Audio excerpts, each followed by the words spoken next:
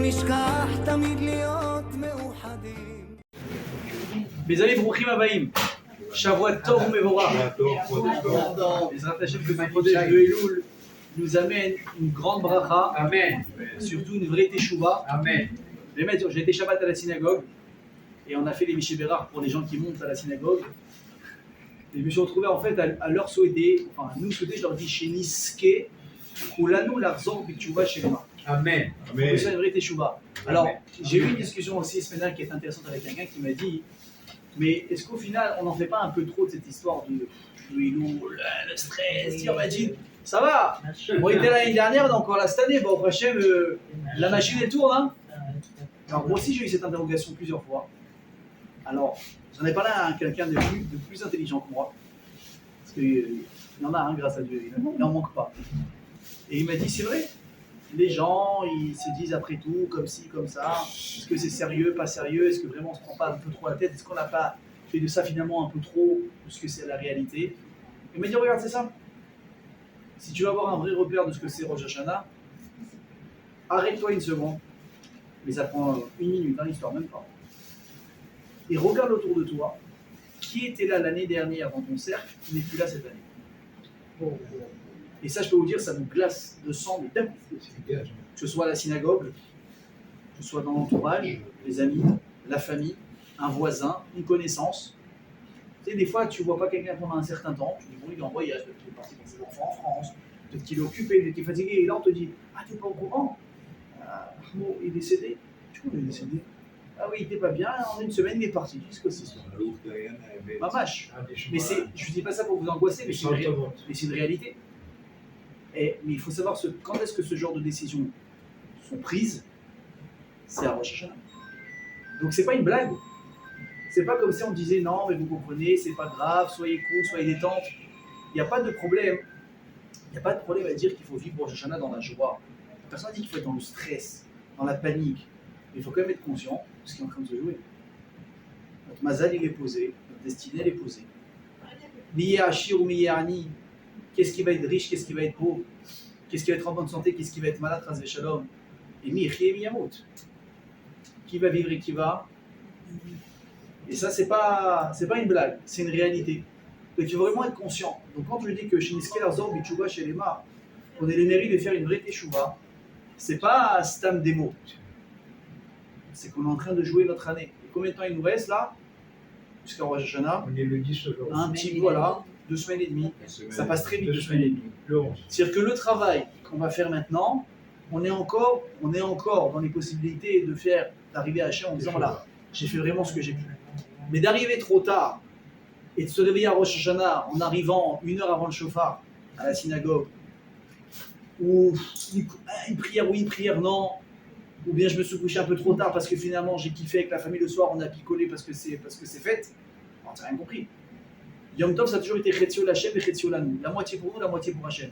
Mais si la moitié pour Hachem tu la prends aussi pour toi, qu'est-ce que tu laisses pour mon Dieu? Il ne reste pas grand-chose. Donc c'est pour ça qu'il faut essayer de réfléchir un petit peu qu'est-ce qui est en jeu. Et je vais commencer tout de suite par vous poser une question, mes amis, qui est citée dans la Gemara, on va revenir dessus. Dans le cours, on va essayer de développer ça ensemble, qui est la phrase suivante. La Gemara, elle vient, elle nous annonce une bombe. Elle nous dit quoi? Dans la Sechet Shabbat, Amar Rabbi Yochanan, En Mazal Israël. Israël n'a pas de Mazal. Ça veut dire, on n'est pas soumis à une destinée. On est au-dessus de la destinée. On est tranquille. Ça veut dire quoi? Ça veut dire, écoutez bien, comme elle nous dit la Gemara, que déjà, avant qu'on naisse, qu'on arrive dans ce monde ici-bas, la Gemara dans la Sechet Linda, elle dit que le malach il vient, il prend la goutte de semence qui s'apprête à donner la vie à un enfant. Vous la connaissez cette Gemara, n'est-ce pas? Et le malach il vient chercher, il dit à Kosh Baruch Hu, Tipazo Matiyeita. Cette goutte, donc ça veut dire cet enfant qui s'apprête maintenant à vivre, qu'est-ce qu'on va en faire de lui? Qu'est-ce qu'on fait? On lui met quoi dans son code génétique? On le fait fort comme Popeye, on le fait un petit maigrichon de 40 kilos tout mouillé. On le fait grand ou on le fait petit? On règle, soit 1m76, 1m90, 1m50, tout est déjà pré-réglé. On le fait riche, il roule en BMW, il roule avec une belle voiture, ou bien il va faire du stop pour se déplacer. On le fait beau, ou on le fait bon. Hein? Tu vas me dire aujourd'hui que la chirurgie esthétique, on peut mettre notre touche un petit peu, c'est pas mal. C'est pas mal. Mais à la base, c'est déjà préparé, tout est écrit. Il va être intelligent, il va être hamar.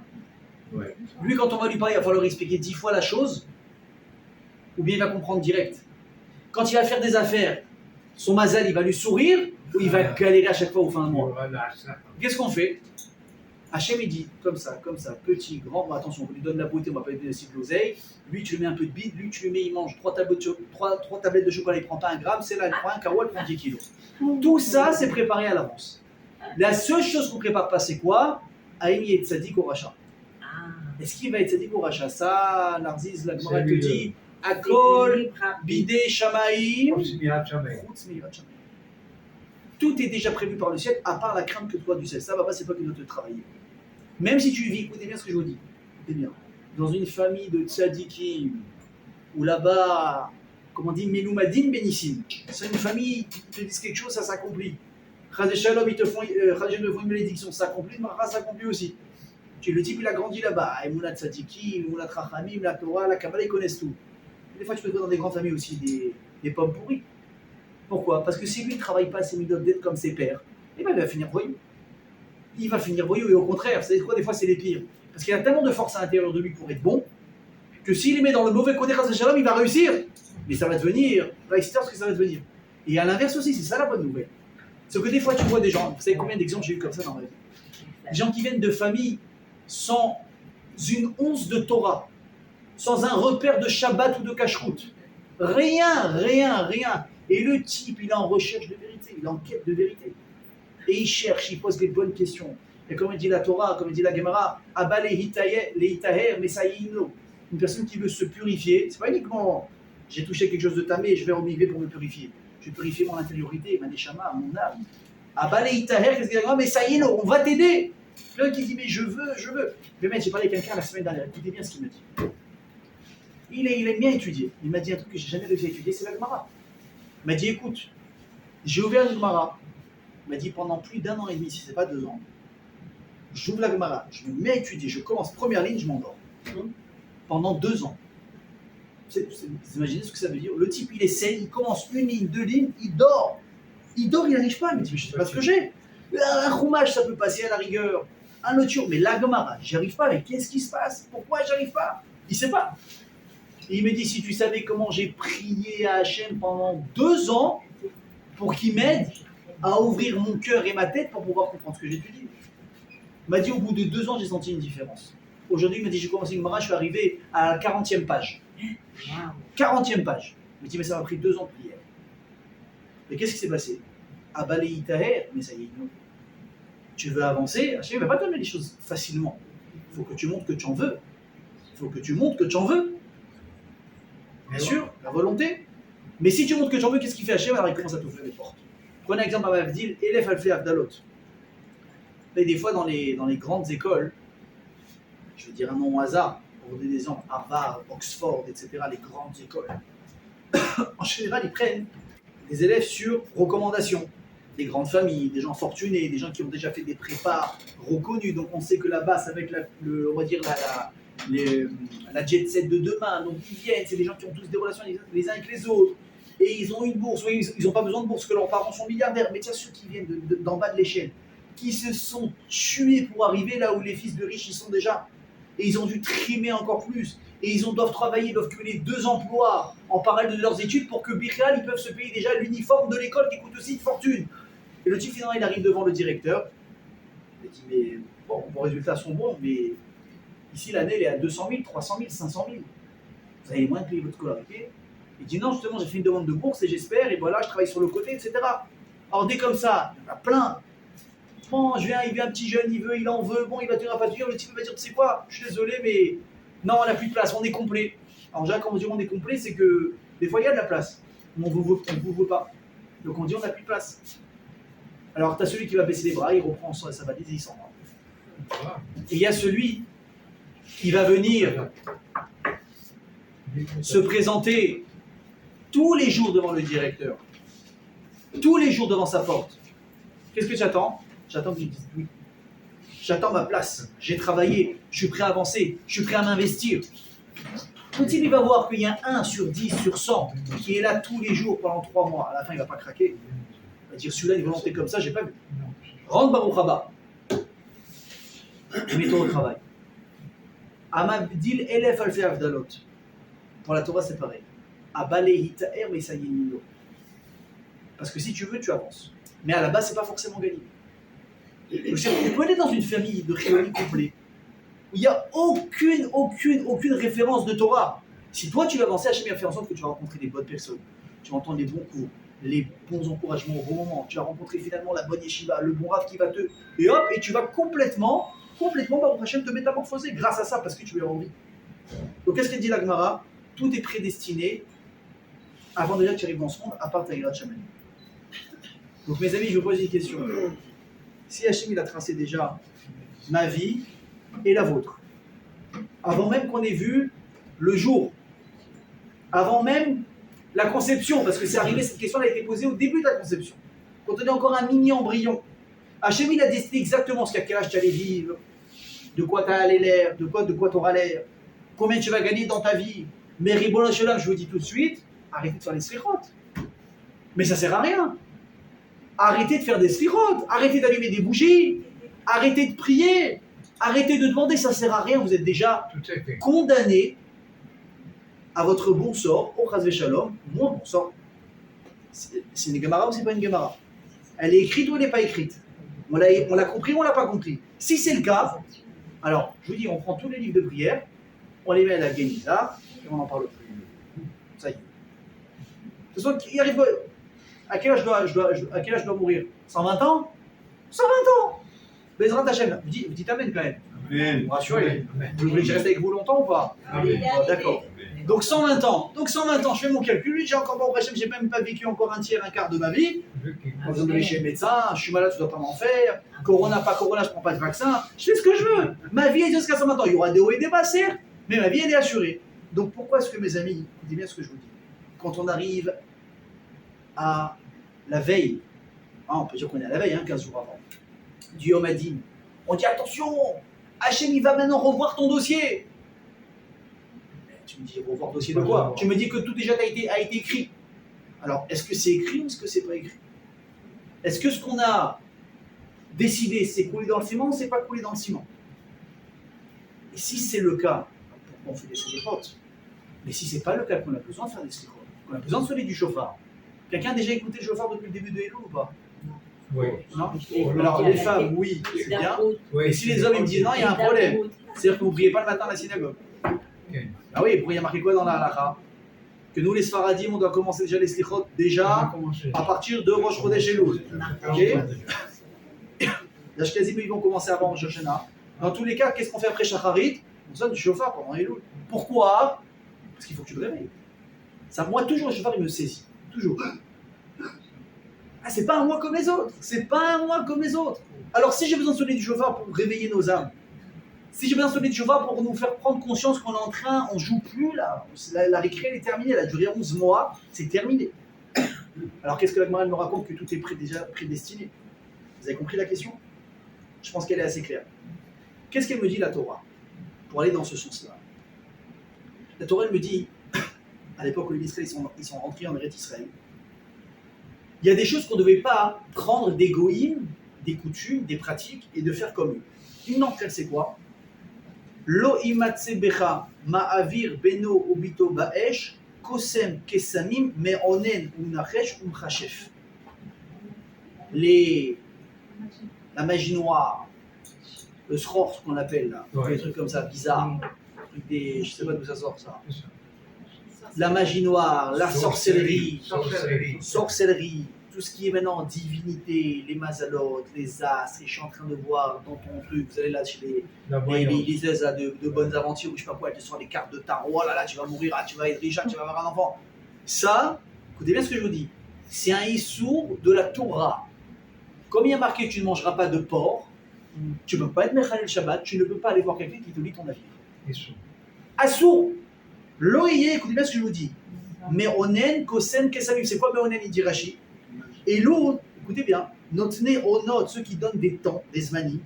Chez Omri mais qui disent, tu sais, cette période pour toi elle est favorable, cette période est moins favorable. Ah là là là là là là là là. Non, non, non, non. Ah, t'as commencé à faire, ah, t'es foutu. T'es foutu. D'ailleurs, sachez une chose. On en a déjà parlé, j'ouvre une petite parenthèse. Il y a ce que j'appelle toujours des vrais rabbinim et des escrocs. Il y en aura toujours. Pourquoi? Parce que plus il y a de koucha, il faut forcément qu'il y ait la concurrence, malheureusement, dans la Touma, sinon le Libabrit n'existe plus. Malheureusement, ne vous inquiétez pas, ceux-là, Hachem va s'occuper d'eux. Nous, on doit faire attention à ce qui est certain, à qui on va les voir, on a déjà parlé plusieurs fois. Comment vous savez si vous avez affaire à un escroc ou pas? Vous savez comment? C'est très simple. Votre passé, tout le monde peut vous le dire.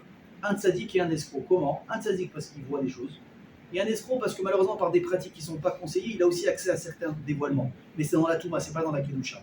Donc il peut te dire, toi maintenant, il y a 10 ans, tu as passé tel incident, ta mère, elle t'a jamais aimé, ton beau-frère, tu t'entends pas avec lui. C'est pas possible, le mec, il m'a vu comme un livre ouvert. Soit c'est un tzaddik, soit c'est un escroc. Comment si c'est un tzaddik ou un escroc? Le tzaddik, il sait qu'il ne pourra jamais te prédire ton avenir. L'escroc va dire, tu vas voir ça, tiens, ça fait 200 000. Paye-moi 200 000, mais dans ta chaîne, je prie pour toi parce que c'est un petit coup très compliqué à faire. Ok? Il y en a, hein. Moi, j'ai eu affaire à des gens comme ça. Moi, j'ai eu affaire à des gens comme ça. Et j'ai appelé quelqu'un truc, je dis, vous connaissez? Il me dit, oui. Il me dit, il ne faut pas s'approcher. Il ne s'approche pas. Il est très gentil, mais il ne faut pas s'approcher. Moi aussi, des fois, ça peut m'arriver. Je ne sais pas à qui j'ai affaire. Des fois, même, tu fais une tzedaka, ça vaut le coup de tzedaka. Tu as tes mieux avec. Tu dis, peut-être c'est bien, il faut donner, il ne faut pas donner. Oui.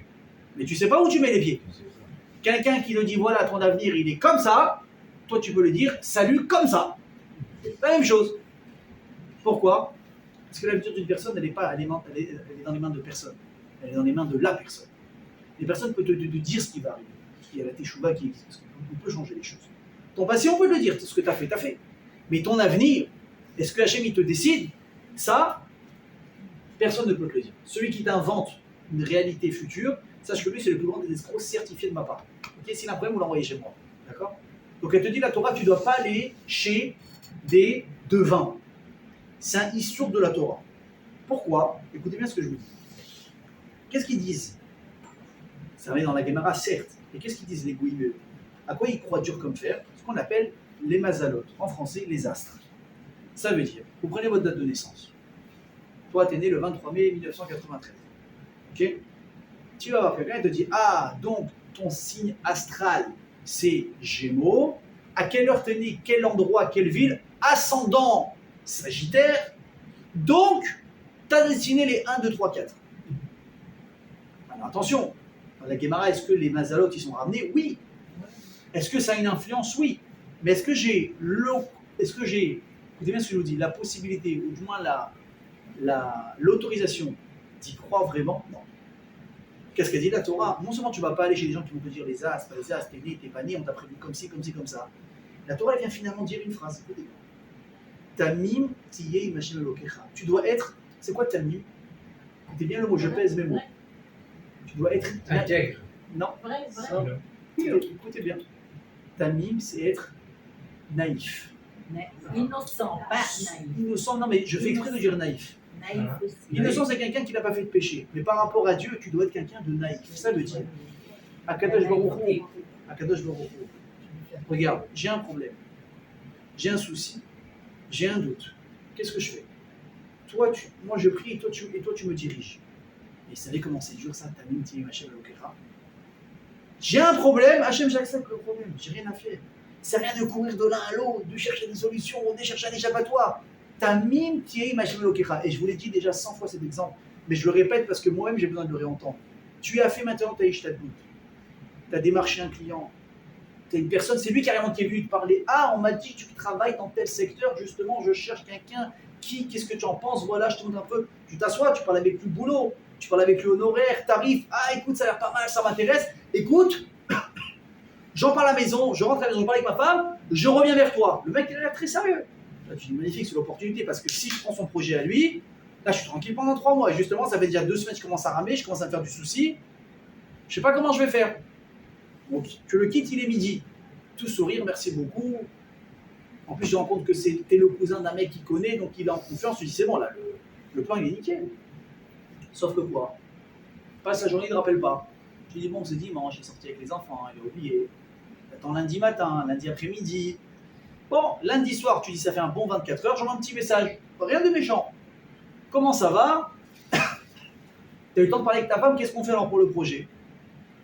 Alors, qu'est-ce qu'ils font les gens, un truc que je ne supporte pas? Ils lisent le message, ils ne répondent pas. On appelle ça lâcher des vues.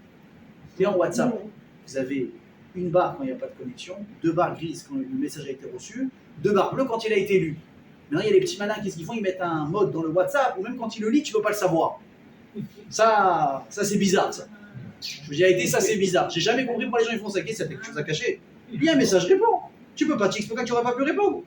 Bon, chacun avec sa confiance. En tous les cas, le type il regarde ton message, il ne te répond pas. Un jour, 2 jours, tu renvoies un autre message.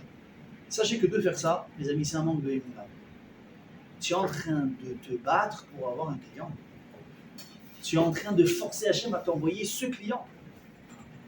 Alors, évidemment, il y a le calcul normal dans la tête. Oui, mais si Hachem ne voulait pas que j'ai ce client, ben, il ne me l'aurait pas envoyé me démarcher, il n'aurait pas échangé pendant 3/4 d'heure sur un café, autour d'un café. Donc, je dois faire ma chose. Donc, oui, mais il y a une différence entre ishtadlout, qui veut dire essayer, faire ce que tu as à faire, et harcèlement. Et la limite est très fine. Mais ça nous rassure à nous de voir qu'on fait encore et encore un effort pour ça. Parce qu'on se dit non, peut-être j'ai pas fait assez, mais si, mais ça. Non, sachez que non. Si toi tu t'es assis, tu as parlé comme il faut, tu as expliqué le projet, tu as expliqué tes tarifs, le type tu l'as senti en confiance, il faut avoir une vraie force de caractère de moi de dire je ne le relance pas, s'il veut il m'appelle. Parce que si Hachem il veut, même sans te rencontrer avant et avoir passé 1h30 avec toi au téléphone et 3/4 dans un café, il va taper sur recommandation d'un client il y a 4 ans, qui se sont rencontrés même dans un aéroport, aucun rapport, ils ont fait un vol, ils ont discuté, il arrive jusque toi, il ne discute pas, prends ce que tu veux, je signe l'échec, commence le travail. Et c'est la vérité. Mais c'est tellement dur de laisser faire Hachem les choses à notre place. Et si le type il ne te rappelle pas, ben c'est pas pour toi. Ah, alors pourquoi Hachem m'a envoyé le type, pourquoi il m'a démarché? Pose pas trop de questions. Pose pas trop de questions, tu sais pas pourquoi Hachem il a fait ça. Si Bessophoche d'abord en fin de compte il n'est pas venu te demander de bosser, c'est pas pour toi. Ah, alors comment je fais? T'inquiète pas. Hachem peut t'envoyer 10 clients s'il veut. C'est ton épreuve de maintenant. Mais ça concerne tout. Ta mine, tiye, imachem et lokecha. Alors ça veut dire qu'il faut devenir des feignasses. Vous savez que malheureusement ce yesod là, cette idée, elle est très mal utilisée par beaucoup de gens. Il y a des gens qui sont nés qu'on appelle avec un poil dans la main. Vous connaissez l'expression? Un poil dans la main. C'est-à-dire que le type dès qu'il ferme la main, il a mal, ça le gratte. Il peut pas travailler, il peut rien faire. Chaque chose ça le fatigue, chaque truc. Alors qu'est-ce qu'il dit? Non, son petit chewing-gum là. Et qui vit des allocs, c'est son père qui lui paye son loyer, je sais pas comment il vit. Qu'est-ce qu'il dit? Non, mais de toute façon, par hasard, c'est du bon Dieu, ça sert à rien et tout. Grosse erreur. Pourquoi? Parce que ton devoir d'essayer de t'en sortir, il repose sur toi. Une fois que tu auras fait ton devoir et ton travail, alors tu laisses faire Hachem les choses. Mais ne prends pas la place du bon Dieu, écoute bien ce que je vous dis, et ne laisse pas Hachem prendre la place qui t'a demandé à toi de prendre. Et ça, c'est un vrai message. Toi, tu dois faire tout ce que tu as à faire. À partir du moment où tu as fait tout ce que tu as à faire, c'est plus ton problème. Il faut le faire, ce travail en amont. Tu comprends? Donc les gens qui font rien, qui attendent que ça se passe, ça va pas se passer. À moins que le mec, attention, qu'il ne fait pas parce qu'il est feignant, parce qu'il a tellement un corps des mounas. C'est que le type, vraiment, il ne stresse jamais. C'est même si son père, demain, il ne lui paye pas son loyer, il ne stresse pas. Ça, c'est encore un niveau des mounas. Je ne rentre même pas là-dedans. Je ne sais pas s'il y a des gens encore comme ça autour de nous qui existent. Il y a des grands rabbins avec des mounas extraordinaires. Mais, je dis, dans le commun des mortels classiques, on ne se perd pas. D'accord? On ne se perd pas. D'accord? Parce que quand tu ne trouves pas une place de parking, tu te mets à stresser. Quand ta voiture ne marche pas, tu te mets à stresser. Pourquoi tu stresses? Et nous, ta émouna, elle t'arrange, mais quand ça t'arrange plus, tu n'as plus d'émouna. Donc c'est une fausse émouna. Une personne qui a un vrai bal émouna, c'est qu'il est tout le temps serein. On n'en est pas encore là, n'est-ce pas? On n'est pas encore là. Donc nous, on a l'obligation de faire ce qu'on a à faire.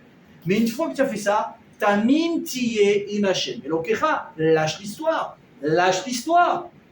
C'est bon, c'est clair? D'accord. Donc si tu lâches l'histoire, Hachem, il te dit, ton mazal, c'est moi qui m'en occupe, ne va avoir personne pour lui poser des questions. Alors tu dis, mais il est où le mal après tout? Quand j'ai un problème de santé, je vais voir un médecin. J'ai le droit ou j'ai pas le droit? Oui, il t'enverra pour y rappeler, la Torah te dit. D'accord. Demain, j'ai un litige avec quelqu'un, je veux connaître les droits. J'ai le droit d'aller voir un avocat. Ouais, oh, il va me prendre une tonne, mais j'ai le droit d'aller le voir quand même. Très bien. Pourquoi quand j'ai un problème de mazal, je ne peux pas aller voir quelqu'un? Pourquoi je ne peux pas aller voir un... Je ne sais pas comment on dit moi. Un sorcier. Ouais, mais pas un sorcier. Un marabout. Voilà. Mahabaya, mais c'est... Ma abaya baisé, pourquoi? Pourquoi ça je peux, ça je peux pas? Pourquoi est-ce qu'on fait une différence? Alors la Gemara te dit, Amar Rabbi Yochanan, parce que El Mazal est Israël. Parce qu'un bel Israël, écoutez bien, on dit qu'il est au-dessus du Mazal. Attendez, on va y arriver. Mais maintenant, écoutez bien ce qu'il dit le Rambam, vous allez tomber par terre. Il dit toutes les personnes que tu vas voir qui te sortent les cartes de tarot, il dit c'est tous des charlatans. Et écoutez bien, je suis tombé sur un truc extraordinaire. Il dit le Rambam, un jour il a envoyé une lettre, vous savez à qui? Au Chachamim de la ville de Marseille, en France. Fier, mes amis, de représenter cette belle ville. Les Chachamim Marsilia Betzarfat. Première fois que je vois le mot Marseille, quelque part. J'ai déjà vu d'autres villes, Metz, beaucoup s'est ramené, Narbonne s'est ramené, Tsarfat s'est ramené, mais alors Marseille, je ne l'avais encore pas vu. Regardez ce qu'il dit le Rambam, il dit Vani Yodea, comme ça il dit Veidvarimaïlo Kulam Divrei Sheker Vekazav. Tous les gens qui vous disent ce qui se passe dans vos vies, des machins, etc., ils disent c'est du mensonge. Les gens, ils ont mis ça en place, vous savez pourquoi? Pour faire peur aux gens, pour prendre une possession de leur esprit, pour pouvoir les diriger plus facilement. Il dit mais ça n'existe pas, c'est tous des mythos. Il a dit même si vous me ramenez, comme ça il a dit, et même si vous me ramenez quelques yéchidim dans le Talmud qui parlent de Mazal et pas de Mazal, il dit même si on a réussi à prouver que ce que je disais c'était pas vrai. Il n'y a pas de Mazal, ça n'existe pas, arrêtez de vous fier à ça. Ça c'est les mots, mes amis, du Rambam. D'ailleurs, il y a une histoire qui ramène une très belle histoire. Dans la ville de Leibovitch. Leibovitch, ils sont là où il y a les Lubavitch. Il y avait là-bas l'admour qui s'appelle le Maharash, un grand admour de Chabad.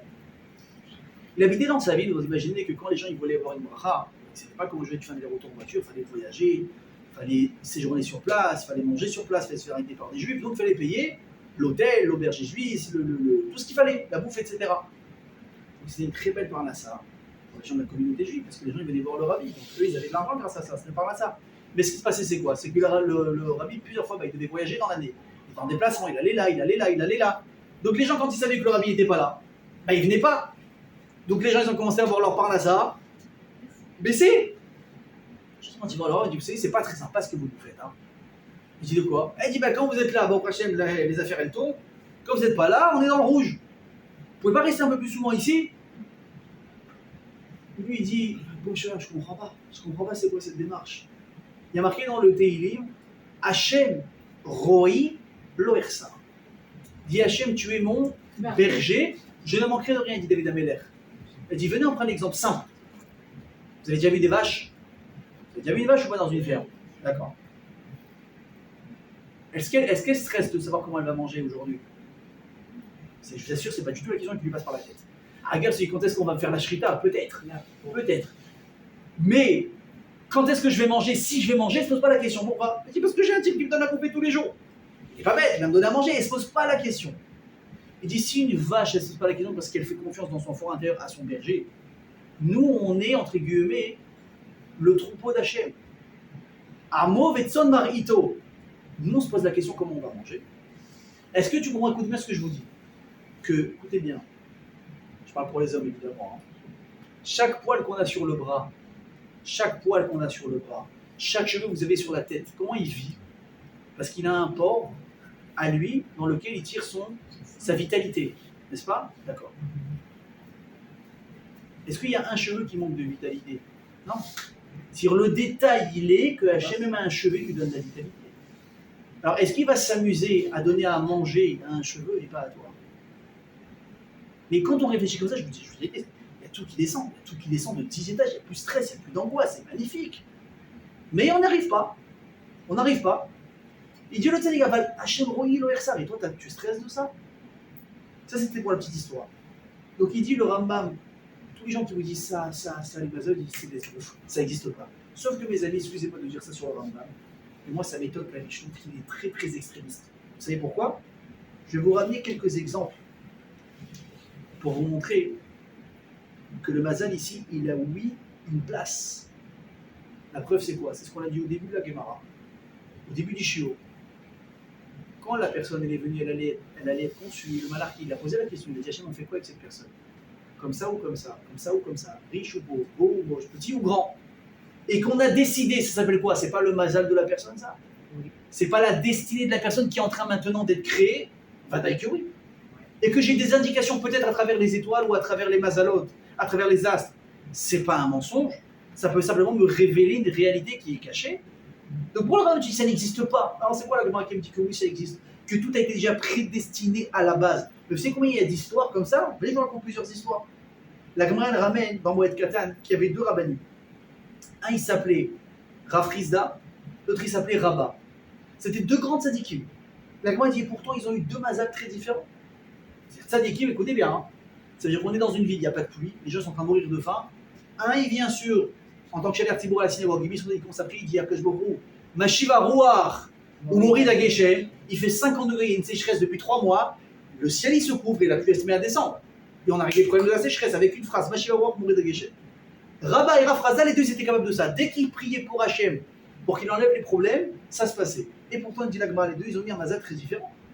Rav Rizda, il est né il a vécu jusqu'à l'âge de 92 ans. Pas mal. Pourtant, le pauvre Rabba, il est mort à l'âge de 40 ans. L'Agma, elle continue. Rav Rizda, il a eu dans sa vie 60 mariages qu'il a célébrés dans sa famille. Donc, les enfants, les petits-enfants, s'imaginez. Et à Esther Rabba, lui, il a eu 60 événements d'enterrement dans sa famille. C'est horrible. Rav Rizda, il vivait dans l'opulence. Il avait de quoi donner à ses chiens du pain qui était fait avec de la fine farine. À ses chiens. Pour dire ce qu'il avait dans ses placards, dans son frigo. Et Rabba, il n'avait même pas de quoi donner aux gens de chez lui du pain qui était fait avec de l'orge. C'est pas un mazal, ça, c'est quoi? Pourtant, c'est deux géants. Ils ont étudié tous deux pareils. Et les deux, quand ils parlaient, Hachem les écoutait. Mais ils avaient deux mazals différents. Donc le mazal, ça existe. Que tu le veuilles ou pas, c'est pas jamais une question de demi-dose, c'est pas une question de choses comme ça. Et venons, on continue encore. Abraham Avinu, ça peut dire quelque chose? Ouais, quelque chose, très bien. Quand il s'est marié avec Sarah, ils n'avaient pas d'enfant. Il est parti demander aux astrologues, quand est-ce que je vais avoir un enfant? Mec, tac, tu vois les étoiles, les planètes, son nom, son prénom, le nom de son père, le nom de sa mère. Je dis, mon pote, je suis désolé, dans ton mazal, tu n'auras jamais d'enfant. Nigmar Asipour. Finalement, est-ce qu'il en a eu un? Ouais. Yitzhak. Mais qu'est-ce qu'il a fallu faire pour qu'il ait Yitzhak? On l'a pas fait comme ça. Hachem a changé son nom et le nom de sa femme. Pourquoi? Parce que quand tu changes de nom, tu changes de mazal. Vous saviez ça? Des fois, les gens ils sont malades. Aïe. On va voir tout de suite un raf. Qu'est-ce qu'on fait? Comment il s'appelle? Aïe. Yitzhak, Avraham, rajoutez-lui Chaim, rajoutez-lui Raphaël, rajoutez-lui un nom, rajoutez-lui quelque chose et bien ça va marcher. Et très souvent ça marche. Le type il va mieux et attention, à partir du moment où tu as eu ça, tu gardes ton nom. Tu t'appelles plus Yosef, tu t'appelles Yosef Raphaël. Tu t'appelles Yosef Chaim. Tu gardes le nom, c'est ça qui t'a sauvé. Donc tu vois que quoi? On n'a pas juste claqué des doigts pour que ça marche, on sait des bêtises. Non, il a fallu ici intervenir dans ton mazal qui était prédestiné. Donc à nouveau mes amis, le mazal ça existe ou pas? Vadaï, Asmazel Mazal Israël. Qu'est-ce qu'il dit le Rambam aussi? Et troisième et dernier exemple. Dans Taït, elle ramène un rabbin qui s'appelle Rabbi Elazar Ben Pedat. Il a eu une vie toute sa vie vraiment, excusez-moi du terme, pourri. Pourri. Et un jour, il est tombé malade, il est tombé dans les pommes. Les ils sont venus voir ce qui se passait avec lui. Et l'Agma raconte qu'ils l'ont vu triste, d'un coup sourire, et une étincelle qui est sortie de lui, et il s'est réveillé. Il dit, dis-moi, c'était quoi? Qu'est-ce qui s'est passé? J'ai écouté, j'ai fait un rêve. Je suis monté dans le ciel et j'ai dit à Cause beaucoup, mais moi, je suis là, pourquoi est-ce que j'ai une vie tellement pourrie? Tu vas me changer un petit peu, améliorer un peu mon quotidien, que j'ai une meilleure santé, que j'ai une meilleure par ça. J'en peux plus de cette vie, j'en peux plus! Hachem, qu'est-ce qu'il lui répond? Il lui dit, est-ce que tu veux que je change ton mazal?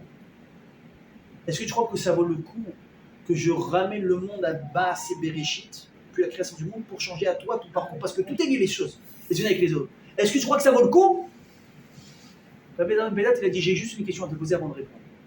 Est-ce que j'ai plus vécu ou il me reste encore plus d'années à vivre? Je me dis, tu as déjà vécu la majorité de ta vie. Alors, il dit, alors si c'est comme ça, ne touche à rien, ça ne vaut pas le coup. Elle dit, c'est pour ça que j'ai souri dans mon rêve, parce que je savais qu'à un moment donné, ça y est, je rapproche de la fin de toute façon, les souffrances sont terminées, tout est relié dans le ciel, pourquoi ci, pourquoi ça, j'ai monté tranquille. Mais qu'est-ce qu'il lui dit à Kojbourou? Il dit, ton mazal, il a été fait comme ça. Si tu veux que je change ton mazal, il faut que je change tout. Ça vaut le coup vraiment. Tu vas me faire ce balagan. Tu as déjà vécu la majorité de ta vie. Vous savez, cette phrase, je l'ai entendue de qui? Mais pourtant, ce n'est pas des rabbanim. De ma tante. Je lui donne une bonne santé. Un jour, elle m'a dit comme ça, elle m'a dit, tu sais, mon fils, elle me dit, à notre âge, on doit faire attention à ce qu'on dit, à ce qu'on fait, avec qui on se dispute, combien de temps on prend pour demander pardon, pour se réconcilier. Pour les hommes, je dis pourquoi? Parce que tu le veuilles ou pas. On a déjà plus vécu que ce qu'il nous reste à vivre. On m'a dit ça vaut plus le coup de se prendre la tête comme ça. Elle m'a dit cette phrase il y a 4-5 ans, elle est encore dans ma tête. C'est la vérité. C'est la vérité. La majorité des gens ont déjà plus vécu que ce qu'il leur reste à vivre. C'est pas parce que je souhaite à personne de mourir. Mais même si jusqu'à 120 ans, tu as vécu, tu as fêté tes 61 ans, ça y est. Tu as plus vécu que ce qu'il te reste à vivre, c'est comme ça. Et même celui qui a 30 ans, 40 ans, on ne sait pas combien de temps on va vivre. On se souhaite jusqu'à 120 ans. On est très optimiste. À Balma, tu es là aujourd'hui, tu sais pas où tu seras demain. C'est ça qui dit Shlomo Ameler. N'attends pas le dernier moment pour faire tes chouvas. Maintenant tu es là, maintenant tu peux. N'attends pas le dernier moment. Vous savez pourquoi? Parce que tu ne sais pas c'est quand le dernier moment. Toi tu crois que c'est dans 10 ans, mais ça peut être la semaine prochaine. Ça peut être ce soir, ça peut être demain. Mais c'est une réalité. Des fois, les gens, quand ils partent, mes amis, c'est pas qu'ils étaient en stade terminal d'un cancer. Ils allaient très bien, il y a eu un problème, dans la journée, ils sont partis. Donc il ne faut pas attendre. Parce que le mazal, tu ne sais pas où il va taper, comment il va taper. Les choses sont prédestinées. Donc mes amis, si c'est comme ça, c'est quoi cette phrase de En Mazal et Israël? Et je veux dire même mieux que ça. C'est lui qu'il n'y a pas de mazal en général. Que le mazal, c'est quelque chose qui est faux, j'en sais rien. Pourquoi que l'Israël ne mourit alors? Si aussi on aura décidé que tu seras comme ça, tu seras riche, tu seras pas riche. Elon Musk, par exemple, pareil, c'est avant qu'il est-ce que j'avais décidé que ça allait être l'homme le plus riche du monde? Oui ou non? Alors, on dit qu'il est intelligent, il a peut-être un très bon QI, pourtant on a vu aussi des milliardaires qui étaient des bas et qui ont fait affaire, qui ont réussi dans les affaires parce que Hachem a décidé que ce type avait réussi. Et Nigmar assez pour. Alors pourquoi est-ce qu'on dit En Mazal et Israël et pas uniquement aux autres? Alors, Moraï Veravota, je vais essayer Bezrat Hachem de vous raconter une très belle histoire qui va commencer à nous donner un élément de réponse. Cette histoire, elle a eu lieu en 2012. Elle ne date pas d'hier, mais elle est quand même assez récente.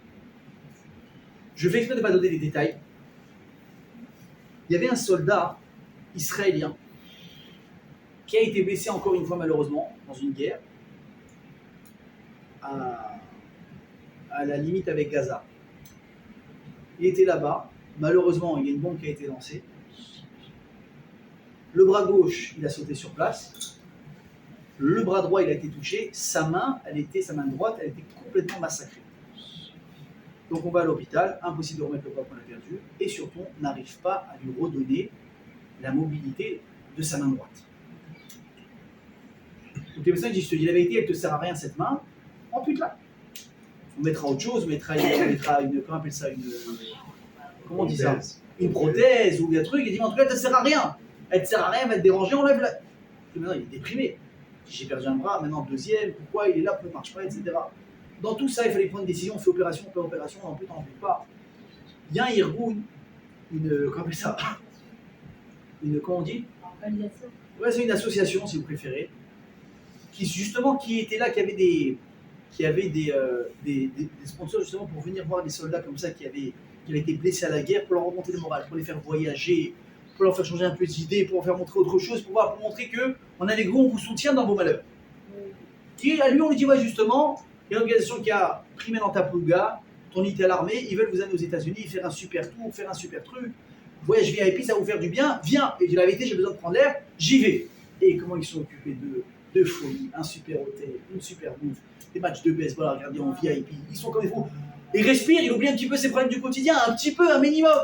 Et là, bien sûr, on les emmène, on est à New York, chez qui on va prier? Chez le Rabbi Lubavitch. Donc il va là-bas, il vient un petit peu pour prier sur la tombe. Et là, donc, il est avec un chaliard de Chabad qui est sur place, qui s'occupe d'eux, qui les encadre.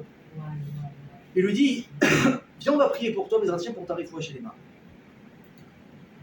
Et donnez-moi s'il vous plaît, en attendant que je finisse l'histoire, un Teilim, le Vakasha. Je vais vous montrer quelque chose. Et il a dit, viens, on va prier, on va faire le Teilim qui correspond à ton âge. Ça veut dire que si tu as 25 ans, tu fais le Teilim qui avait une année de plus. 26, c'est un bon mazal, tu es arrivé à la 26e année. Très bien. Le type il dit ok, il dit qu'est-ce que je dis, j'ai 25 ans. Donc il commence à lire le Teilim 26. Et le type il prie, il fait son Teilim, il est content. Et à quoi le bar et le Koro Béchalot. Sauf que quand il part de là-bas, il se rend compte qu'il a fait une erreur. Il dit, je suis bête, j'ai pas 25 ans, j'ai encore 24 ans. Ah. J'ai encore 24 ans. Ah bon, mais il avait 25 ou 24? Pardon? Il avait 24. Lui, il dit qu'il avait 25, mais il se rend compte que c'était pas pour son anniversaire. Ah, c'était pas. Il était vers la fin de l'année. Il avait encore que 24 ans. Donc qu'est-ce qui s'est passé? Il y a deux choses. Il a fait le mauvais Téhilim. Il a fait le mauvais Téhilim. Et à part ça, il a dit, mais surtout, moi, j'ai cherché dans mon Téhilim à moi un remèze, un message par rapport, merci Laura, par rapport à ma main. Qu'est-ce que je dois faire? Je dois la trace de chaleur, je dois la faire amputer, pas faire amputer, je dois reprocher moi ou pas? Il était déprimé. Il a dit surtout que dans le Téhilim 26, j'avais reçu un message. Écoutez bien le Téhilim, vous allez avoir froid dans le dos. Écoutez bien. Le type, qu'est-ce qu'il lui dit, le Rav à qui il s'adresse? Il ne sait pas quoi dire à ce Khayal. Je trouve déjà qu'il est démoralisé. Il est venu un petit peu ici prendre un nouvel espoir, trouver du réconfort dans une tfila, et tout ce qu'il a prié, finalement, ça se révèle comme être une grosse erreur depuis le départ. Et qu'est-ce qu'il a dit? Il dit Hachem, je t'en supplie, donne-moi les mots pour répondre à cette personne et pas le briser. Qu'est-ce qu'il lui dit? Il lui dit, excuse-moi, je lui dis que tu as 24 ans, mais c'est quand ton anniversaire? C'est quand ta date de naissance? Donc il le donne en français. Je lui dis non, pas en français. En hébreu, c'est quand ta date. Il cherche. Et il se rend compte que son anniversaire en hébreu, c'était le jour même. Je lui dis donc tu as 25 ans. Aujourd'hui, tu t'es pas trompé, le Téhilim 26 il est pour toi. Mais mes amis, il y a marqué quoi dans le Téhilim 26? Est-ce que vous êtes prêts? Oui. Écoutez bien. Ça c'est au milieu, hein, vous regarderez. Echadz beni kayon kapai. Je vais laver mes paumes de mes mains. Déjà on parle des mains. Et il continue, hein. Asher bidehem zima viminam melea shochal. On parle de la main et on parle de la main droite. Dans le Téhilim qu'il est parti lire ce jour-là, le type il voit ça, il s'est mis à trembler, c'est pas possible. Yachem il est en train d'envoyer un message, écoutez bien. Suite à cette prière, et l'Aïmouna qu'il a eu là-bas, il dit que déjà là-bas il a commencé à ressentir des fourmis dans son bras. Il a commencé à avoir des fourmis dans son bras qu'il n'avait pas eu depuis des mois. Il est rentré, ils ont fait la rééducation. Et cette année-là, c'est lui qui a allumé, à l'hôpital où il était, la première bougie de Hanouka avec sa main qui fonctionnait. Alors que les médecins ils lui ont dit votre main elle va jamais refonctionner. Pensez à l'amputer. Donc, l'histoire elle est belle, n'est-ce pas? Mais qu'est-ce qu'il en sort de ça, mes amis? Écoutez bien ce qu'il en sort de ça. Il dit le Navi Ishaya Atem edai ne'um Hashem ve'avadai asher bacharti. Vous êtes mes témoins et vous êtes mes serviteurs que j'ai choisis. Les ma'an tedou veta'aminuli, afin que vous sachiez, que vous me fassiez confiance. Vetavinu, et que vous compreniez. Ki ani hu lefana elo notzarel ve'achara Elohim. Afin que vous compreniez une bonne fois pour toutes qu'avant moi il n'y a personne, après moi il n'y a personne, et le seul vrai Dieu qui existe, il dit Hachem, c'est moi. Ça c'est un passage qui est clair. Qu'est-ce que veut dire le Navi par là? Écoutez bien. L'explication elle est magnifique. Il dit comme ça. Est-ce que Akadosh Baruch Hu, il a créé dans le monde des forces qui existent? Réponse oui. C'est ce qu'on appelle quoi? Par exemple la nature. La nature, Hachem il a doté d'une force que si tu fais des choses d'une certaine manière, tu vas avoir des résultats. Tu plantes une graine dans la terre, tu lui donnes du soleil et de l'eau, qu'est-ce qui se passe? Ben, ça va pousser. Alors, est-ce que la nature, elle a une force d'elle-même? Oui, Hachem lui a donné. Mais ce que tu sais pas, c'est quoi? C'est que mes amis, la gématria, la valeur numérique du mot Hateva, la nature, c'est Elohim. C'est Elohim, c'est Dieu. Même dans la nature, c'est qui est caché derrière? C'est Akadosh Baruch Hu. Qu'est-ce qu'il fait Hachem? Devant chaque plante qui pousse, il y a un petit malach invisible qui lui dit pousse. Pousse. Voilà. Pousse. Même quand Hachem il a créé une force, c'est toujours lui qui est derrière pour que ça puisse fonctionner. Et Chazal il donne un exemple qui est tout simple. Il dit, vous avez déjà vu un bûcheron avec sa hache? Il coupe du bois ou pas? Ouais. C'est quoi qui coupe le bois? Je veux dire, c'est le tranchant de la hache. C'est vrai. Ça, c'est ce que tu vois en réalité. Mais s'il n'y a personne qui veut bouger la hache, on va faire quoi avec la hache? Rien du tout. Je fais une photo et c'est tout. Il y a forcément quelqu'un qui est en train de manipuler ce qui est en train de se passer en réalité. Des fois tu le vois, des fois tu ne le vois pas. Vous vous rappelez quand vous étiez enfant, ou si vous amenez vos enfants, vos petits-enfants à un spectacle de marionnettes? C'est mignon, la vérité c'est bien fait.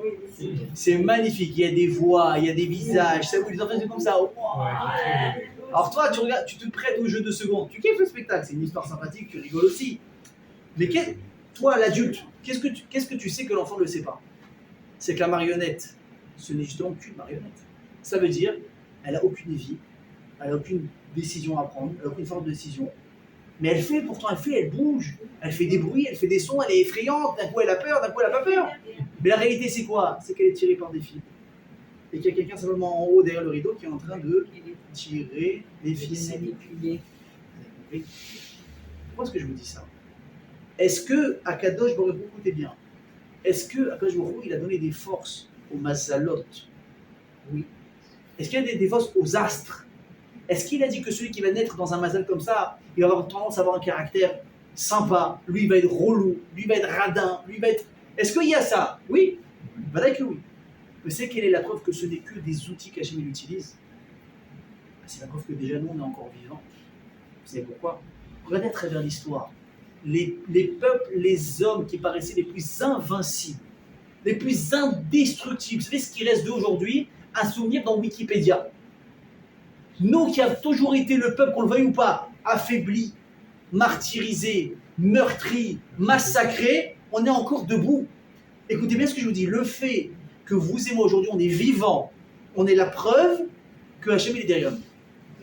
On est la preuve que celui qui décide, c'est Hachem.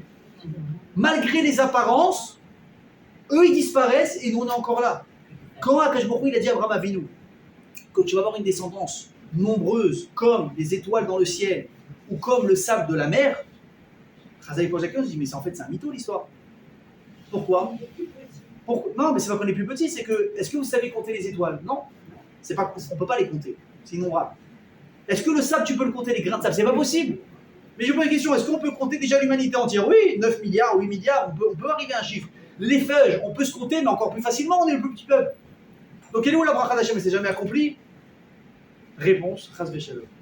Quand Hachem a dit, vous allez être comme la poussière de la terre, vous êtes comme le sable de la mer, ou aussi nombreux que les étoiles, c'est à travers les générations que vous éteindrez jamais. Eux, ils vont disparaître. Eux, on va tourner les pages. Mais vous, on parlera de vous du début jusqu'à la fin des temps. Jamais ils pourront vous décider. Jamais. Pourquoi? Parce que celui qui donne la force à celui-là ou à celui-là, c'est qui, mes amis? C'est Akadosh Baruch Hu. C'est comme ça que ça reste. Et la Gemara va raconter une très belle histoire.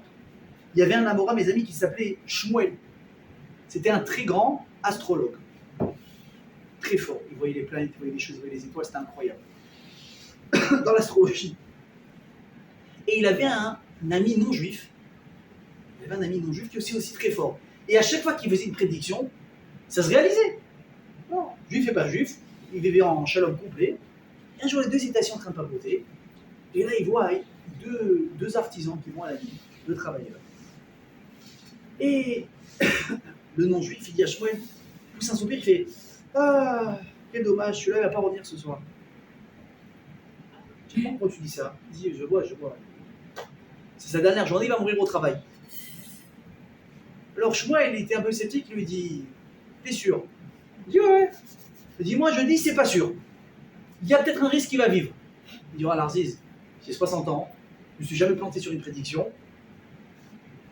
Ça me dérange pas, on l'attend ce soir. Ok, chacun va casser ses occupations, il se donne rendez-vous à 18h au même point de rendez-vous. Qui vont y passer sur le retour? Le même travailleur. Le gars il dit c'est impossible, je me suis jamais trompé. Shmuel lui dit bouge pas, je vais aller faire mes devoirs. Il va voir le gars, une petite question. Comment s'est passée votre journée aujourd'hui? Et est-ce que vous avez fait quelque chose de spécial? Tu peux dire non, un travailleur était à la mine, voilà, au charbon et tout, truc, machin. Vous n'avez rien fait de spécial? Non, réfléchissez bien s'il vous plaît avant de me répondre. Est-ce que vous avez fait quelque chose aujourd'hui pas ordinaire? Et là il dit, ah peut-être, allez-y, tentez. Vous savez, on est dans un milieu, on n'a pas beaucoup d'argent. On a tous des hauts et des bas. On a trouvé une solution pour pas qu'il y ait un jour un travailleur qui est faim, qui n'ait pas de force. Chacun vient avec son petit tupperware, sa petite boîte. Et qu'est-ce qu'on fait? On prend une partie de la boîte, on met tous en commun quelque chose. Comme ça, au final, on va tout partager à part égale. Et chacun peut manger de la même manière et avoir les mêmes forces pour travailler. Il a dit, chacun, c'est à chaque fois quelqu'un d'autre qui fait le tour pour y arriver. Aujourd'hui, c'était mon tour à moi de passer d'un travers à l'autre pour ramasser la gamelle générale avant de la partager. Chacun met quelque chose, et là, je suis arrivé devant quelqu'un qui n'avait rien, il n'avait même pas de quoi mettre quelque chose dans le panier. J'ai rien dit. Moi, qu'est-ce que j'ai fait? Au lieu de mettre qu'une tranche de pain, j'ai pris double de ma propre ration, j'en ai mis 2 pour le couvrir à lui. Et comme ça, quand on a partagé, ça s'est pas fait ressentir. Je me dis, j'ai compris. Tu devais mourir aujourd'hui, il avait raison, mon pote. Avalma, c'est Daka, Tatsil, Mimavet. Parce que tu as fait Tzedaka, ton mazal, il a changé. C'est-à-dire, est-ce qu'il devait mourir? Oui. Est-ce que tu as réussi à redistribuer les cartes? Oui, également. Ça veut dire quoi, mes amis? Le mazal d'un juif, est-ce qu'il est écrit? Oui. Mais il n'est pas coulé dans le béton. Ça veut dire, tu as la possibilité d'assouplir ton mazal. Quand on dit que En Mazal et Israël, c'est pas qu'on n'a pas de mazal prédestiné, on en a un. Mais on est capable de s'élever au-dessus de lui. À travers de quoi? 3 choses. Tshuva, Tfila, Tzedaka, Ma'avirim et Droit Gezerah. C'est ce qu'on va dire le jour de Kippour et de Rosh Hashanah. La Teshuva, on se repentit. La Tefila, on prie. Et la Tzedaka, c'est quelque chose, c'est une bombe atomique qui est capable de tout changer. De tout changer. Donc pourquoi est-ce qu'on dit que En Mazal et Israël? Alors un goy aussi, vous savez c'est quoi la différence? C'est que Hachem il a fait créer 2 niveaux. Il y a ceux qui croient dans les Mazalot. Il y a ceux qui croient dans les astres. Alors eux, ils sont soumis aux astres. Il y a la planète qui est positionnée par rapport à ça et ça, le soleil, l'inclinaison, le calendrier lunaire, indien, ce que tu veux. Ah, je suis foutu, je vais mourir l'année prochaine, tu vas mourir l'année prochaine. Parce que tu crois là-dedans. Mais un juif qui sait que quoi? Que au-dessus des mazalot, au-dessus des astres, il y a un créateur qui leur a donné des forces, mais c'est toujours lui qui tient la manette de la PlayStation. Ça vous rajeunit un petit peu, non? La Game Boy, si vous préférez. Il y a toujours, c'est lui qui tient. Regardez, je vous donne un petit exemple. Imaginez. Demain, mon père, moi, je sais pas moi, c'est le roi du monde. Ouais. De toute façon, on est tous les enfants du roi du monde. C'est pas ça que je veux. Mais admettons, mon père, c'est le roi de France, c'est le roi d'Israël, j'en sais rien. Ça veut dire qu'il a tous les budgets illimités qu'il veut bien décider. Et moi, maintenant, j'essaie de monter une start-up, ou une SINA, ou un énième cours de Torah, et il me manque les derniers 300 000 shekels pour y arriver. Et vous me voyez en train de créer un lien charity, à vous envoyer des liens, s'il vous plaît, participez, mitzvah, je fais du porte-à-porte, et j'essaie de démarcher les gens, et s'il vous plaît, pour 200 000 shekels, 100 000 shekels. Je dis non, je ne comprends pas. Lui, comment il s'appelle? Attal. Mais son père, c'est qui? C'est le président. Il ne peut pas lui débloquer un actif. Il ne va pas lui envoyer un budget. Mais qu'est-ce qui passe maintenant par la mairie? Il prend rendez-vous, il va devoir lécher les bottes du gars qui le reçoit. Et s'il vous plaît, il avait ces petites larmes. Et le dossier, il a fait gros comme ça. Mais il est bête. Pourquoi il s'adresse au sous-fifre alors qu'il peut passer directement par le big boss? Est-ce que le type qui fait ça, c'est un débile? Oui, c'est un débile. Pas parce qu'il est feignant, mais parce que tu t'adresses à la mauvaise personne. Les efforts que tu veux, va convaincre ton père, il va te les donner. Nous, les Israël, c'est exactement pareil. Les juifs uniquement. Tu as besoin de Yeshua. Mais qu'est-ce que tu vas avoir une digeuse de bonnes aventures? Qu'est-ce que tu vas avoir un marabout? Mais tu es sérieux?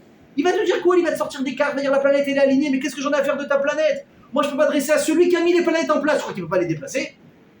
Je crois que si moi, je ne remets pas mon comportement en question, je ne peux pas forcer ou demander à Kosh Baruch Hu de revoir mon mazal.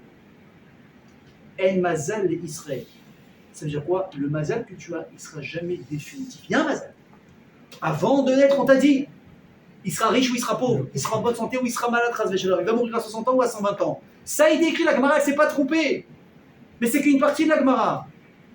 Amara Buchan, malgré tout, le mazal Israël, ça n'a jamais été coulé dans le béton. Tu es capable de changer ton mazal. Mais ça dépend de qui? De toi. De toi. Uniquement de toi. Et la recette, c'est laquelle? C'est pas de devenir maintenant des grands rabbinis, mais de faire du bruit. C'est pas venir maintenant dire moi je vais donner 1 milliard de shekels à telle somme, à telle institution, à telle association. Tu as fait des chouins. Tu t'es remis en question. Tu as prié. Et c'est d'accord, fais-la à ton niveau. Mais tu le fais de manière quotidienne. Ou c'est uniquement quand tu as des problèmes. C'est ce que je te dis. Il y a ceux qui se rappellent qu'ils font tzedaka que quand ils sont en galère. Ah là, oui, tout de suite ils appellent les rabbinim, Eva des rabbinim, et l'association, et une orpheline, et quelqu'un à marier. C'est bien, quoi, la cavode. Et pourquoi t'en prends de dernière minute? C'est qu'il a fallu qu'Hachem t'amène là pour que tu te rappelles que t'as pas fait tzedaka pendant 6 mois. Non, mais je fais comme ça, par-ci, par-là. Mais c'est pas ça, mais c'est pas. Hachem, quand il te donne à manger, il te donne pas passer par, il te donne tous les jours. Tous les mois, tu payes ton loyer. Tous les mois, ton fils, il se réveille, il est en bonne santé. Ta femme, elle te sourit. Bon, des fois, elle te fait la gueule. Bon, non, là, ça fait partie de la vie. Mais elle est là. Tes parents, ils sont là. Mais c'est pas de temps en temps. C'est pas au lance-pierre, ça. Ça, c'est du quotidien. Et ta teshuva, toi, c'est du quotidien ou c'est de temps en temps? Quand est-ce que tu réfléchis à des fois avant d'ouvrir ta grande bouche avec c'est quelqu'un ou pas? C'est que à la veille de Rosh Hashanah et le reste de l'année. Quand tu vas vexer ta femme, quand tu vas vexer ton mari, c'est quoi? C'est qu'uniquement fait des kippur, Mechila, je t'aime, tu es ma vie, tu es machin. C'est bien, mais c'est du mytho un peu, excusez-moi, c'est du mytho. Et toute l'année, on méritera un petit peu de derech eretz. Et si tu as mal fait, tu vas attendre la veille de Kippour pour demander pardon. Si tu as mal fait, tu vas attendre la veille de Kippour ou tu peux le faire maintenant. Ça, c'est la teshuva. Et la tefila, mes amis, c'est encore les filles comme ça à l'arrache avant d'aller au travail à 14h quand j'ai le temps. C'est le matin que je sais que je suis occupé. Mais je vais me lever une demi-heure plus tôt. Je vais mettre ici comme un Ben Adam. Ah, la synagogue elle est loin. Tu sais quoi? Laisse tomber la sienne. Laisse tomber la sienne. Tu peux faire ta tefila comme une personne normale à la maison le matin, tôt, à 8h. Ça va à 8h. Pas exagéré. 8h, c'est pas 5h du mat. C'est pas midi non plus. Tu peux pas faire une prière normale, ton téléphone sur silencieux. Tu dis à ta femme, le petit, tu en occupes une demi-heure, j'ai terminé ma prière. C'est possible si on veut. C'est pourquoi je sais que c'est possible. Parce que les mecs, quand ils doivent aller travailler à 6h du matin, ils partent de la maison. Il n'y a plus personne à 6h du matin à la maison. Ah, pourquoi? Je vais gagner ma croûte, j'ai pas le choix, ma femme elle a accepté. Explique à ta femme que la prière, c'est ça qui t'amène ta part à ça. Mais avant d'expliquer à ta femme, explique-toi à toi-même que c'est ta prière qui t'amène ta part à ça. Parce que si ta femme elle te voit que tu es régulier, tous les matins, tu te lèves à 8h, tu mets tes filines. Il n'y a pas un coup de téléphone, un coup j'ai un client, un coup j'ai ça. Là, attends, quand ça t'arrange, tu as des clients, quand ça t'arrange pas, tu ne peux pas t'occuper du petit. Ça ne marche pas comme ça. Mais si tu montres que tu as une vie, même si tu ranges à 2h du matin d'un mariage, tu ne vas pas faire la fermeture à boire 8 verres de vodka et 3 verres de whisky en disant bon, demain je suis en détente. Non, tu dis demain j'ai un cédérium. Moi je vais dans un mariage. Le soir, je ne traîne pas moi 1h du matin. Non, maximum, minuit moins le quart, minuit, je suis parti. Ah, tu pars déjà? Je dis mais demain il y a une journée. Demain il y a une fila. Demain il y a un Zman Kriyat Shema. Oui ou non? Ah, il a raison. Mais pourquoi il a raison? Parce que nous, on sait que c'est pas un mytho. Tu vas là. Et la chose, on dit, c'est quoi cette tzedaka? N'attendez pas la veille de Rosh Hashanah pour faire tzedaka. N'attendez pas la veille de Kippour pour faire tzedaka. Vous avez encore 15 jours. Vous imaginez les mérites que vous pouvez gagner pendant 15 jours. Et je ne vous ai pas dit de vous ruiner. Je ne vous ai pas dit de faire un trou dans votre poche. Mais soyez un peu moins pince. Juste soyons un peu moins pince. On te tend la main, t'as un shekel, il a besoin, on parle d'un shekel, donne-lui, on s'en fout s'il a besoin. Donne-lui. Tu montes à la synagogue, t'as fait un don, on n'attend pas l'année prochaine pour le payer. Paye-le maintenant. Tu vois, bon Hachem, t'as fait un caddie de course, bon Hachem, t'as mangé pour 2 semaines. Si même poulet, tu peux laisser, on dit ah, j'ai plus de place au frigo. Bracha. Tu peux pas acheter une barquette de poulet pour le gars qui a rentré de Rami Lévi. Mais ça, mes amis, c'est toute l'année. Parce que si tu fais ça, mes amis, alors tu es capable de redessiner ton mazal. On t'a prédestiné déjà il y a plus de 60 ans, 50 ans. Et c'est pour ça qu'on doit le faire avant Rosh Hashanah. Parce que Rosh Hashanah, Hachem te donne l'occasion, la possibilité de réécrire ce qui a déjà été prévu. Mais ça dépend de qui, encore une fois? De nous. De nos agissements, de nos comportements, de notre réveil. C'est pour ça qu'on fait les slichot. C'est pour ça qu'on sonne du chauffard. Parce qu'on a encore l'occasion de se reprendre. En Bézat Hachem, on se souhaite à tous, mes amis, de se reprendre au bon moment. C'est maintenant. Vous vous rappelez de cette phrase en France politique, le changement c'est maintenant. Ah non, on va le prendre pour nous. Le changement c'est maintenant. Le changement c'est vraiment maintenant. Le chauffard c'est maintenant. Les slichot c'est pas la veille de Rosh Hashanah, la veille de Kippour. C'est maintenant. Ben Adam Malechanir Dam Kum Kera Betachanonim. Parce que grâce à ta prière et tes supplications, tu peux encore changer la donne. Mais j'aime qu'on puisse faire tes chouvas, qu'on puisse avoir cette nouvelle destinée devant nous. Chez Niske Kolom, le Ketiva, Varativa Tova. Amen. Et Ratzon, Shavua Tov à tous.